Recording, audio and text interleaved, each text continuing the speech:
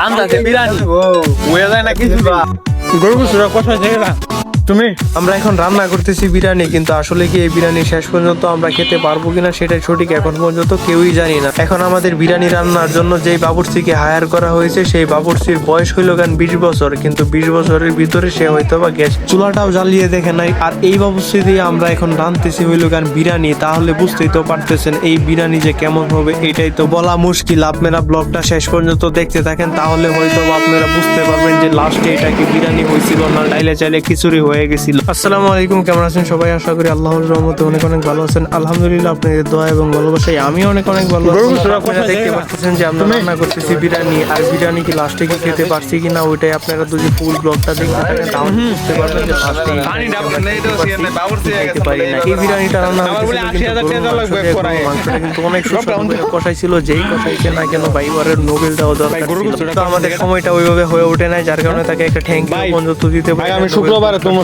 বাসাতে আমরা দাও আর যে বিরিয়ানিটা রাঁধছিল সেই বিরিয়ানি খাওয়ার পরে আমার 3 দিন পেট ব্যথা ছিল। কেন আমার 3 দিন পেট ব্যথা ছিল ওইটা আপনারা একটা কথা শুনলে হয়তো বুঝতে পারবেন। রান্নাতে বিরিয়ানি হয়ে যায় না কিছু আলাই জানে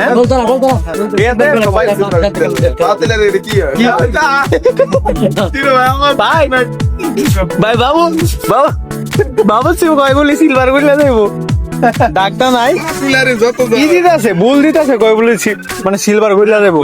আপনারা হয়তো বা এখন বাবুর্চির কথা শুনে না হয়তো বুঝতে পারছেন যে বাবুর্চির কতটুকু অভিজ্ঞতা আছে এই রান্নার উপরে, ঠিক আছে? যার কারণে কিন্তু তারে আমরা এই রান্নার দায়িত্বটা দিচ্ছি। আর বাবুর্চি কিনা বলতেছে যে সিলভারের যে বুলটা আছে ওই বুলটা নাকি কড়াইটার উপরে দিলে ওই সিলভারের যে বুলটা আছে ওই বুলটা নাকি গইলা যাবো। তাহলে তো বুঝতেই পারতেছেন যে বাবুর্চির কতটুকু অভিজ্ঞতা আছে রান্নার উপরে। এই কারণে বলতেছি যে আমার 3 দিন পেটের ব্যথা ছিল। কেন ছিল এটাই আমি আপনাদেরকে বলতেছি। এই বিরিয়ানি খাওয়ার পরে যে আমার পেটের ব্যথা উঠছিল প্রায় 3 দিন রয়েছিল, ওই পেটের ব্যথা কিন্তু কমেই না কোনোভাবে। আসলে আমরা যখন বিরিয়ানি রান্না করি আমাদের যে কড়াইটা ছিল ওই কড়াইয়ের কিন্তু ঢাকনা ছিল না, যার কারণে চালগুলা কিন্তু পুরোপুরি ফুটে নাই, অর্ধেক ফুটছিল আর অর্ধেক ফুটে নাই। এই কারণেই কিন্তু পেটের ব্যথা হয়েছিল আমাদের। আশা করি সবাই বুঝতে পারছেন। ভালো থাকবেন, সুস্থ থাকবেন আর আমাদের জন্য দোয়া করবেন। আল্লাহ হাফেজ।